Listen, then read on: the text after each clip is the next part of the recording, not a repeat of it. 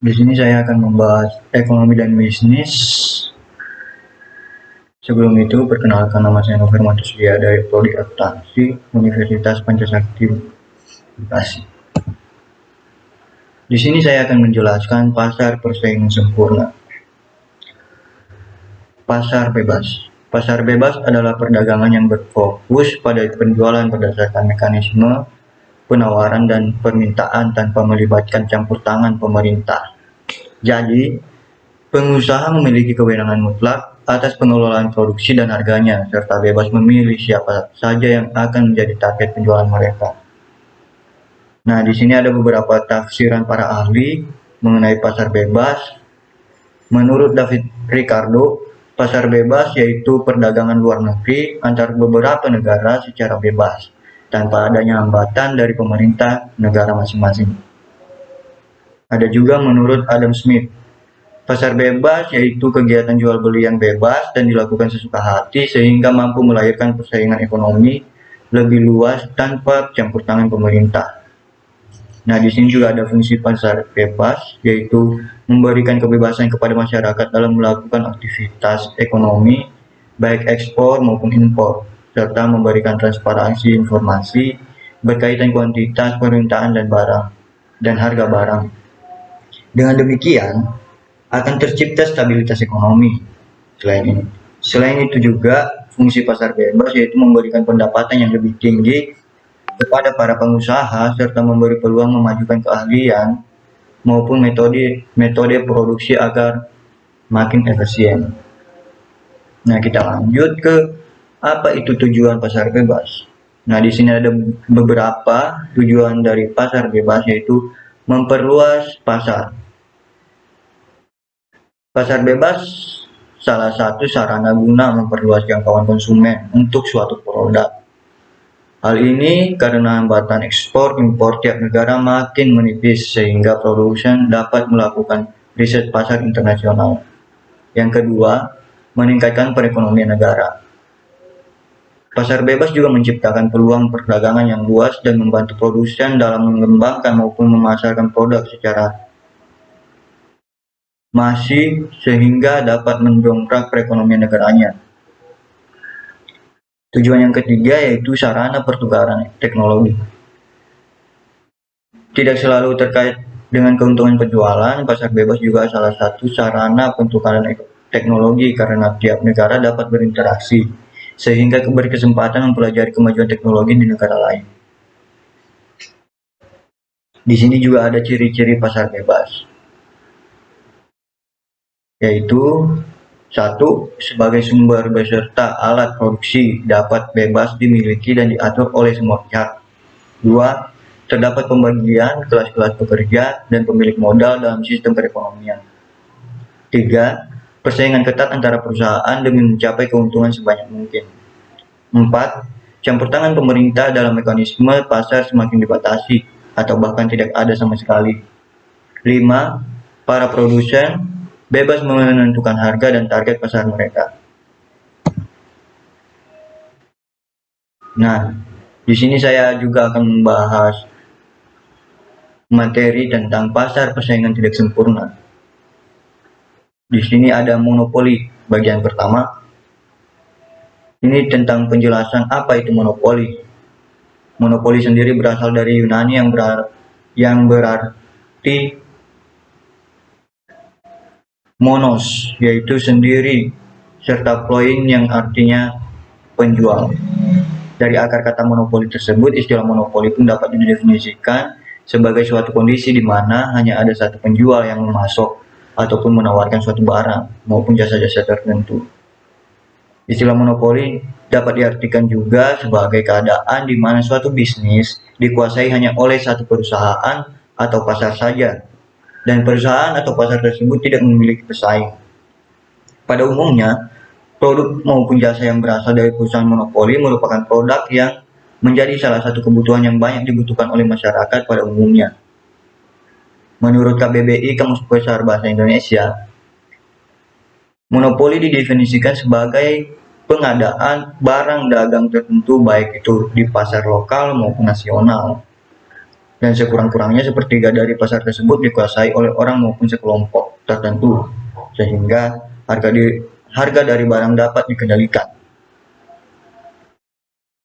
Pasar monopoli sendiri adalah salah satu bentuk interaksi antara permintaan dan penawaran yang bercirikan hanya ada satu produsen atau produsen tunggal yang menghadapi banyak konsumen atau banyak pembeli. Nah, ini dia penyebab terjadinya tindakan monopoli.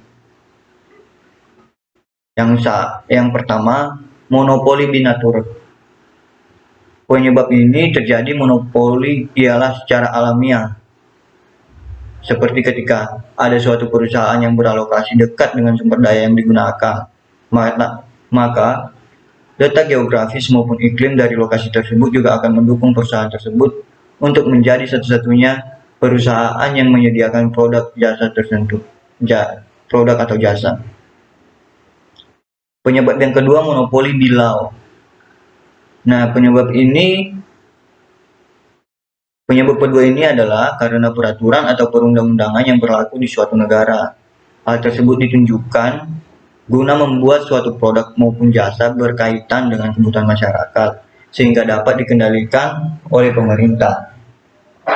Nah, penyebab nomor 3 yaitu monopoli lisensi. Monopoli terjadi karena suatu perusahaan memiliki hak paten atas kekayaan intelektual yang dimiliki perusahaan tersebut. Contohnya seperti perusahaan Microsoft dan Google. Nah, di sini kita juga dijelaskan tentang ciri-ciri monopoli. Yang pertama, hanya terdapat satu pemasok atau satu perusahaan saja. Kedua, tidak ada barang pengganti atau substitusi. 3. Price maker atau bebas menentukan harga. 4. Calon pendatang baru akan kesulitan untuk memasuki pasar. 5. Memiliki sedikit anggaran iklan. 6. Menimbulkan ketidakadilan.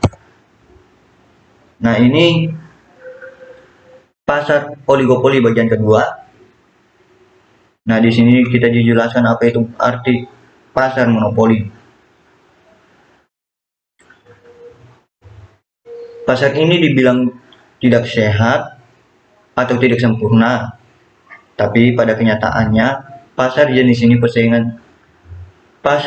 persaingan suatu produk yang sama antar produsen satu dengan produsen lainnya saat ketat.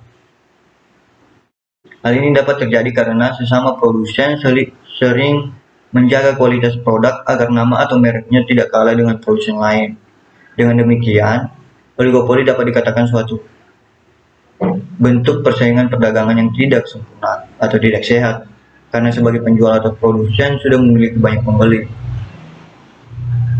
Nah, ini ada dia ciri-ciri oligopoli. Yang pertama, terdiri dari 2 perusahaan atau lebih. Yang kedua, produk yang diperjualbelikan biasanya bersifat homogen. Harga antara produk hampir sama, membutuhkan strategi pemasaran yang matang. Suatu aturan dari sebuah perusahaan dan produsen dapat mempengaruhi produsen. Produsen baru akan kesulitan memasuki pasar. Nah, ini dia jenis-jenis dari pasar oligopoli. Yang pertama ada pasar oligopoli murni. Nah, pasar oligopoli murni ini yaitu pasar yang hanya menjual satu barang saja. Meskipun hanya satu barang, tetapi varian dari barangnya cukup banyak. Sementara itu, harga dari barang satu dengan barang lainnya hampir sama. Pasar oligopoli jenis ini hampir setiap kebijakannya dipengaruhi oleh produsen utama. Itulah mengapa pasar oligopoli jenis ini dinamakan pasar oligopoli murni.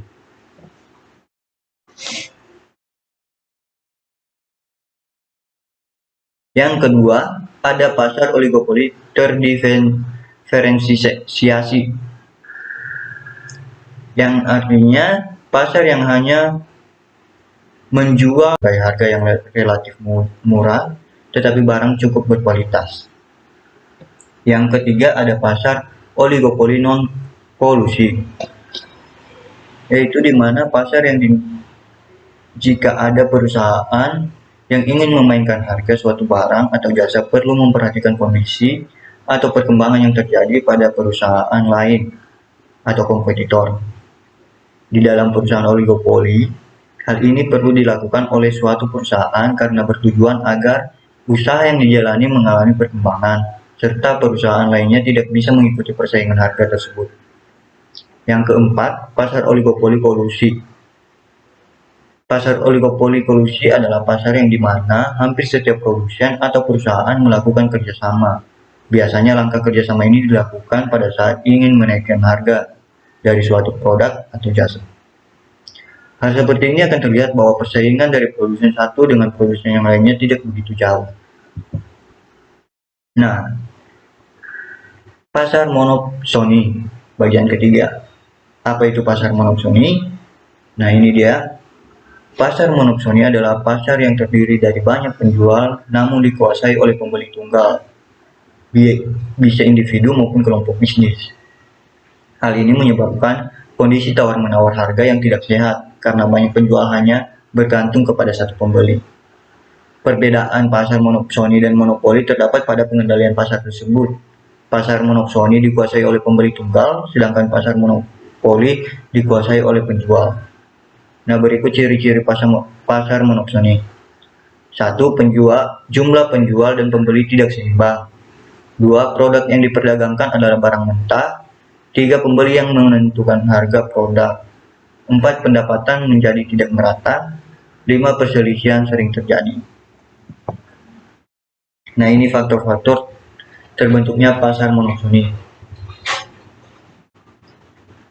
Yang pertama, sulitnya akses untuk mencapai lokasi penjual.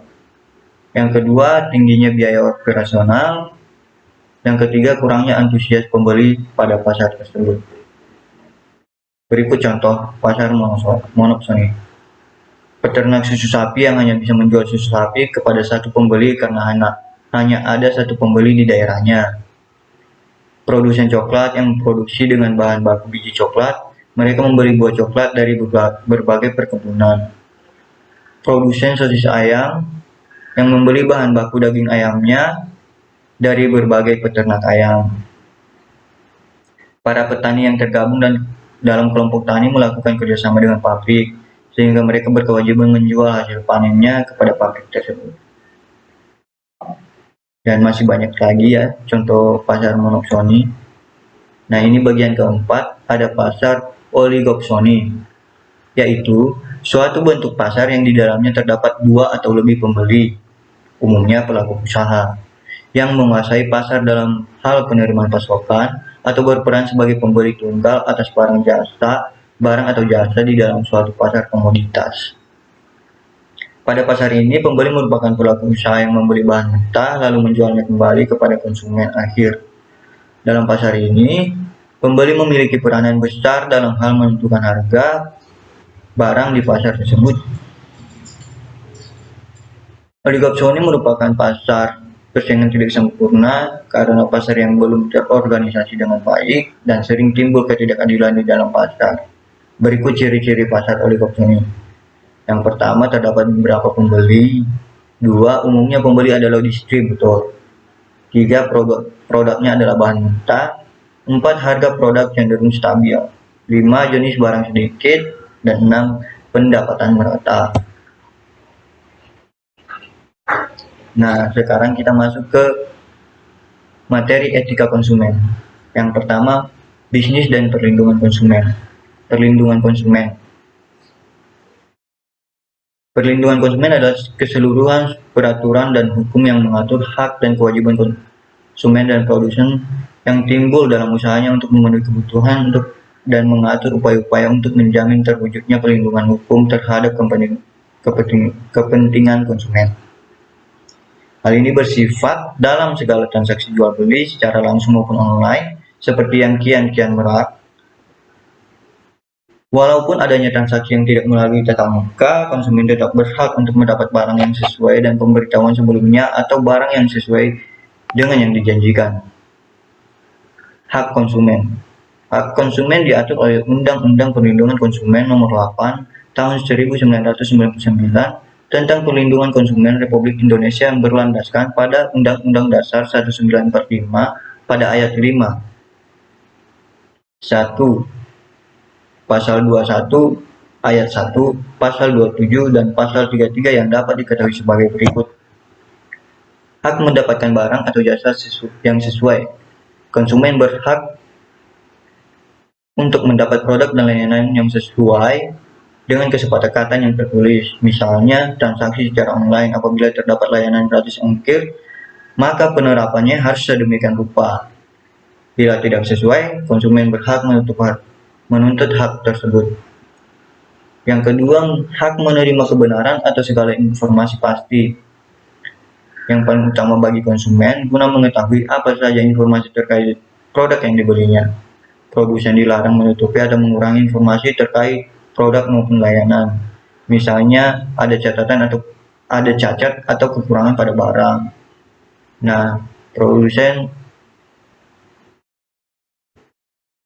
wajib memberi informasi kepada konsumen. Yang ketiga, hak pelayanan tanpa tidak diskriminasi. Perilaku diskriminasi terhadap konsumen merupakan salah satu bentuk pelanggaran atas hak konsumen. Pelayanan yang diberikan oleh produsen tidak boleh menunjukkan perbedaan antara konsumen yang satu dengan konsumen yang lain. Yang keempat, hak dalam memilih barang. Konsumen memilih hak penuh dalam memilih barang yang nantinya akan digunakan atau dikonsumsi. Tidak ada yang berhak mengatur sekalipun produsen yang bersangkutan. Begitu juga dalam meneliti kualitas barang yang hendak dibeli atau dikonsumsi pada nantinya. Nah, itu hak konsumen. Lanjut ke hubungan produsen dan konsumen. Definisi konsumen menurut Undang-Undang Perlindungan Konsumen UU-PK adalah sebagai berikut. Konsumen adalah setiap orang yang memakai barang atau jasa yang tersedia dalam masyarakat, baik bagi kepentingan diri sendiri, keluarga, orang lain, maupun makhluk hidup lain dan tidak untuk diperdagangkan. Pengertian konsumen juga dapat dilihat dalam Undang-Undang Nomor 20 2002 tentang ketenaga listrikan, yaitu setiap orang atau badan membeli tenaga listrik dari pemegang izin usaha ketenaga listrikan untuk digunakan sebagai pemanfaatan akhir dan tidak untuk diperdagangkan. Nah, pengertian dari produsen ialah orang yang menghasilkan barang atau jasa untuk keperluan konsumen. Barang atau jasa yang dihasilkan produsen disebut produksi, sedangkan yang memakai barang dan jasa disebut konsumen. Dalam ilmu ekonomi dapat dikelompokkan pada golongan besar suatu rumah tangga, yaitu golongan rumah tangga konsumsi atau disingkat RTK, dan golongan rumah tangga produksi yang disingkat RTP. Ini hubungan secara langsung.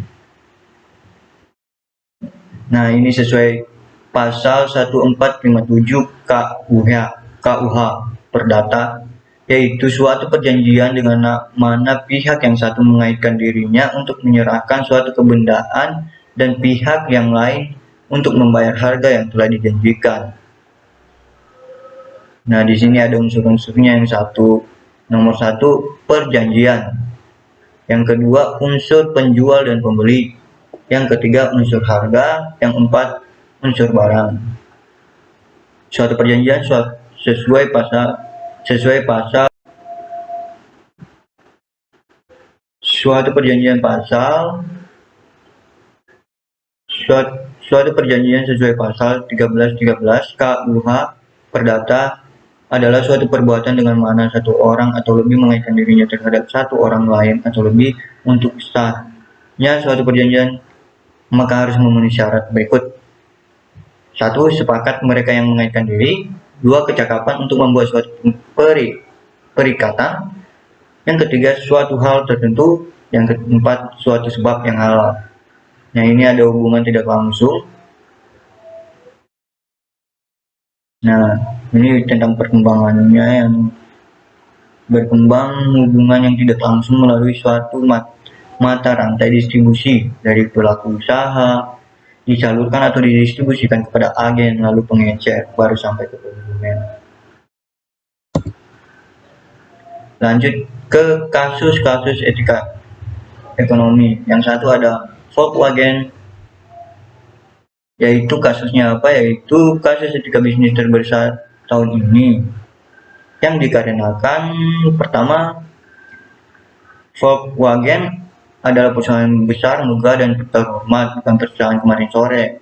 Kedua, perusahaan tersebut tidak hanya terlibat dalam semacam kasus kecil seperti menyembunyikan atau mengotak-atik margin, akan tetapi langsung berbohong kepada regulator dalam pelanggaran mengenai aspek kunci dan kinerja mobilnya. Nah, ini ada beberapa ya. Ada juga kasus FIFA, di mana pada bulan Mei beberapa pemimpin organisasi ditangkap karena korupsi, tapi bukan presiden bombardisnya Sepp Blatter bulan ini. Nah, ada juga mantan karyawan Uber Susan Forward.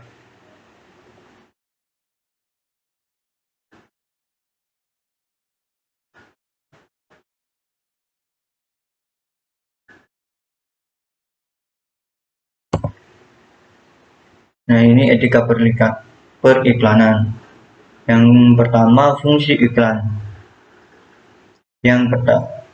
Bagian pertama memberikan informasi, yaitu memberikan informasi mengenai sebuah produk untuk seluruh khalayak luas, sehingga konsumen bisa menyadari keberadaan suatu produk serta merek serta mengetahui fungsi dan manfaat produk.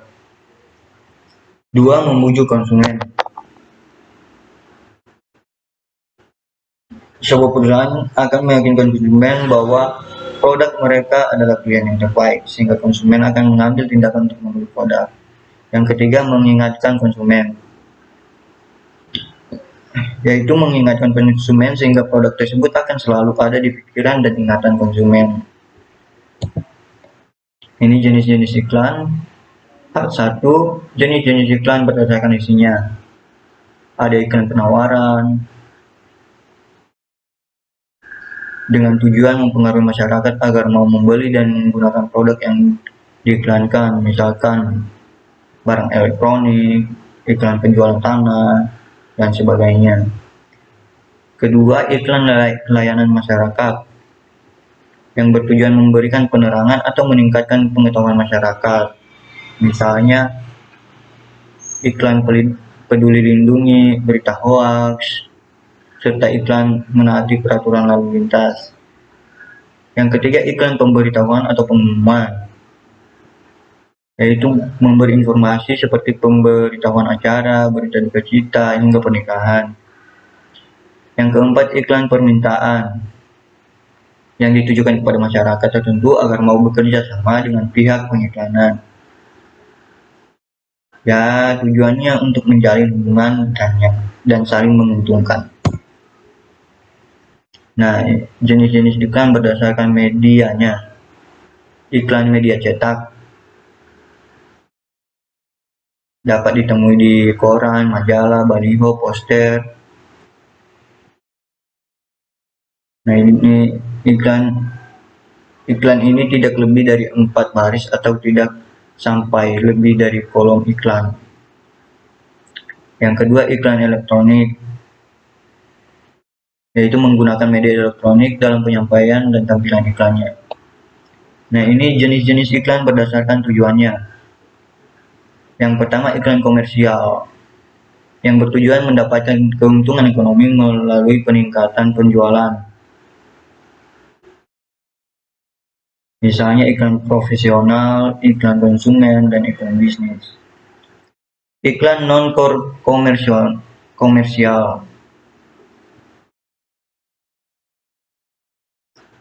Nah, ini berbeda dengan iklan komersial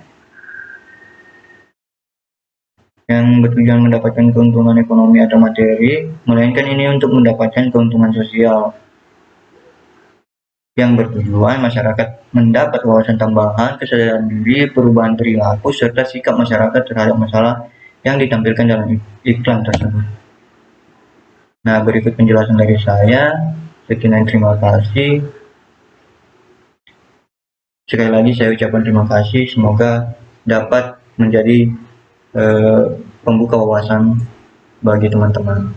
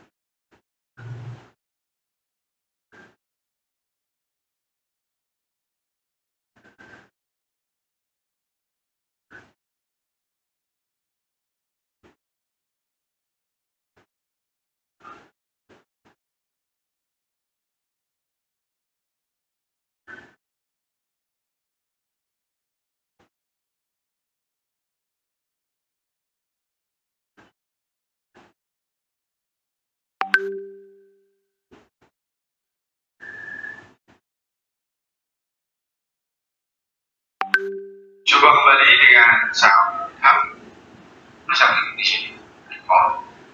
Tiga poin akan saya sampaikan. Coba kembali dengan saham di Indonesia dan bagaimana cara ini yang pertama saya jenisnya. Buat video presentasi dan menggunakan tiket. Saya ulangi untuk memulai untuk melakukan settingan seperti yang tadi saya tunjukkan.